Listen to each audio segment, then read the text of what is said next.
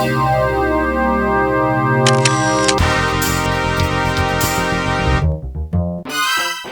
दोस्तों, नमस्कार। मैं हूं विनय मिश्रा और आप देख रहे हैं टॉप इंटरव्यू। आज मेरे साथ जो साधारण व्यक्ति जिनका नाम मयंक भदौरिया जी है और जो मेरे साथ मौजूद हैं, इन्होंने एक विपत्त परिस्थिति में जब देश कोविड-19 से जूझ रहा था, तब से लोगों की मदद करना जो शुरू किया है वो निरंतर जारी है। इन्होंने इटावा हेल्प डेस्क के नाम से सेवा शुरू की है लोगों की मदद के लिए, तो आज भी निरंतर कर रहे हैं। मयंक जी, आपका मेरे यूट्यूब चैनल में स्वागत है। बहुत बहुत धन्यवाद भैया, आपने मुझे इस लायक समझा कि मुझे यहाँ पर अपने चैनल पर बुलाया और अपने विषय रखने की बात की। मयंक जी, सबसे पहले हम आपके बारे में थोड़ा ये जानना चाह रहे हैं, जैसे आपको ये प्रेरणा कहाँ से मिली? क्योंकि जिस उम्र में आप ये कार्य कर रहे हैं, उस उम्र में हमने ये देखा कि लड़के घूमते हैं, कुछ करना नहीं चाहते हैं। आज के समय में आज का युवा भटक रहा है, कुछ करना ही नहीं चाहता है। देखिए, कई चीज़ें होती हैं इसमें।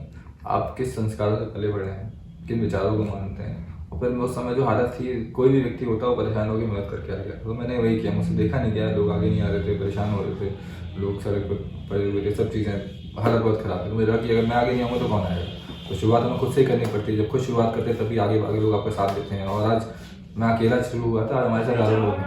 तो इससे बड़ी मेरे लिए कोई उपलब्धि नहीं सकती कि आज सभी लोग हमारे साथ हैं, स्नेक कर रहे हैं। नहीं, तो आपने सर्वप्रथम जैसे शुरू की थी इटावा में, तो मान लीजिए पिताजी हैं, माताजी हैं, तो डिस्कस किया हुआ बिना उनके परमिशन के आपने शुरू किया या उनसे सलाह ली?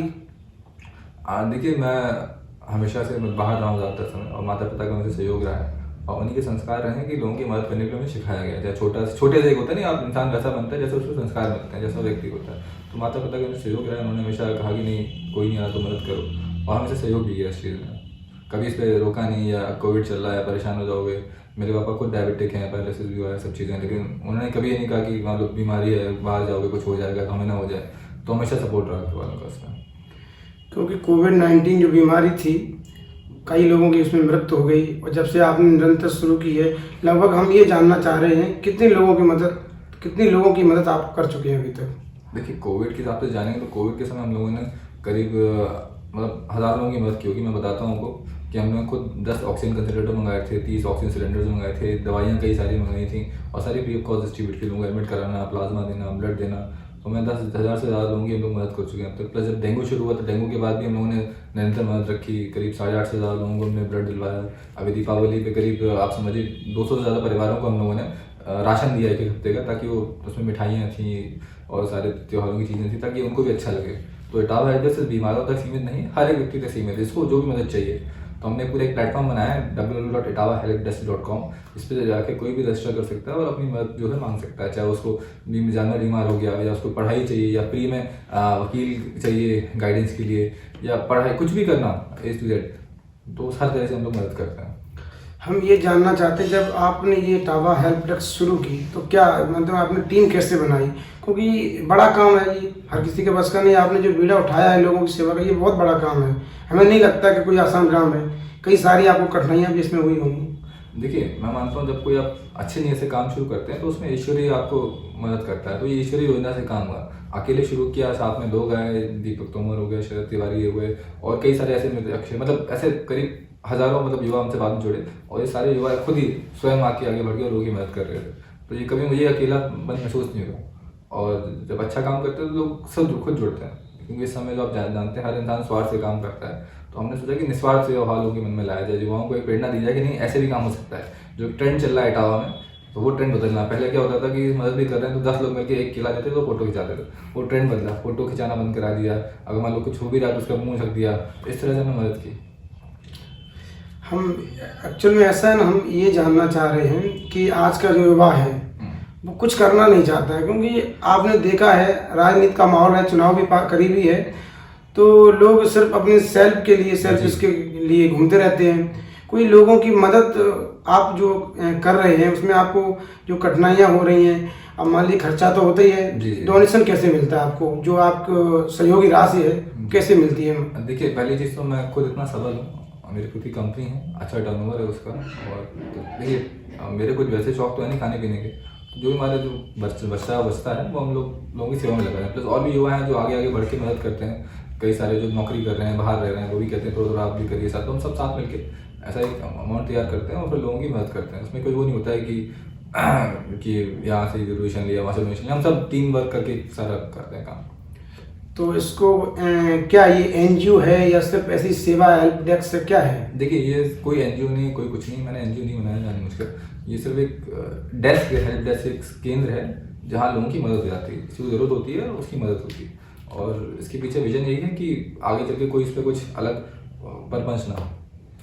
नहीं तो जैसे कोई पेशेंट बीमार है, हॉस्पिटल में भर्ती है, तो इटावा हेल्प डेस्क की मदद चाहता है, तो आपसे कैसे संपर्क करता है और आप उसके पास कैसे भेजते हैं सर? आप देखिए, अच्छी बात ये है, जब से हमने काम शुरू किया तो हमारा एक नंबर, टोल फ्री नंबर चल रहा है 9411868600, और हमारी वेबसाइट भी है, हमारे ग्रुप्स में करीब 11 ग्रुप्स हैं जिनमें करीब इटावा के 6500 लोग जुड़े हुए हैं अलग अलग।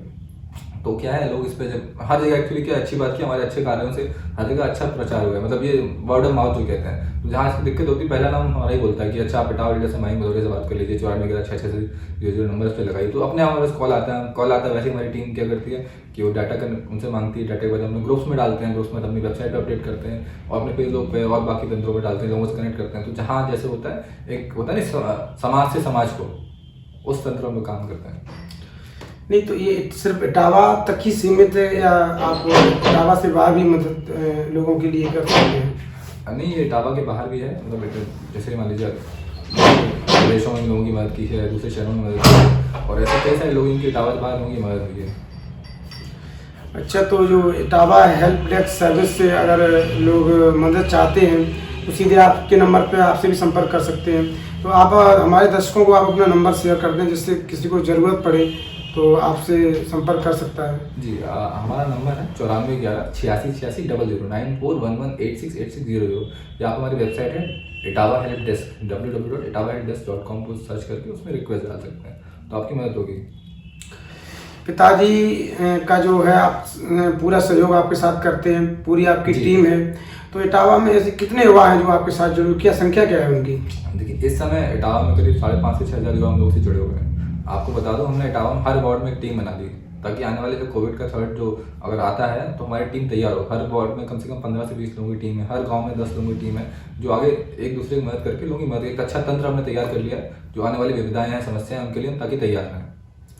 आप तो जानते ही हैं।